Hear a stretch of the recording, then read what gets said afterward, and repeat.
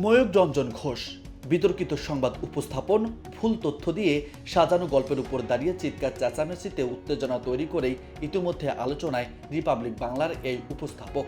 সাংবাদিকতার নীতি নৈতিকতাকে ছাপিয়ে যে কাউকে আক্রমণ ও সম্মানহানি যেন তার প্রধান কাজ। এবার তার আক্রমণের শিকার পশ্চিমবঙ্গের জনপ্রিয় অভিনেতা ঋত্বিক চক্রবর্তী।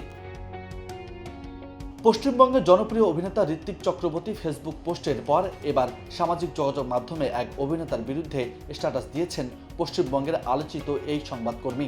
নেটিজেনদের ধারণা, ঢালিউড অভিনেতা ঋত্বিক চক্রবর্তীর ফেসবুক পোস্টেরই পাল্টা জবাব দিয়েছেন ময়ূক। যদিও এর আগে অভিনেতা ফেসবুকে লিখেছেন, ধরুন একটা গাধার নাম দিলেন ময়ূর আর তাকে কালারফুল করতে পাশে বসালেন রঞ্জন, তাহলে পুরোটাই হলো ময়ূর রঞ্জন। এই স্ট্যাটাসে ঋত্বিক সরাসরি ময়ূকের নাম না বললেও সাংবাদিকদের উদ্দেশ্য করেই এমন পোস্ট, অভিনেতার এমন মন্তব্য নেটিজেনদের। অভিনেতার স্ট্যাটাসটি দ্রুত ভাইরাল হলে বিভিন্ন সংবাদ মাধ্যমে এ নিয়ে খবরও প্রকাশিত হয়। বিষয়টি নজরে পড়তেই ফেসবুকে ঋত্বিককে উদ্দেশ্য করে পাল্টা জবাবও দিয়েছেন ময়ূক। তবে তার স্ট্যাটাসেও তিনি কোথাও অভিনেতার নাম উল্লেখ করেননি।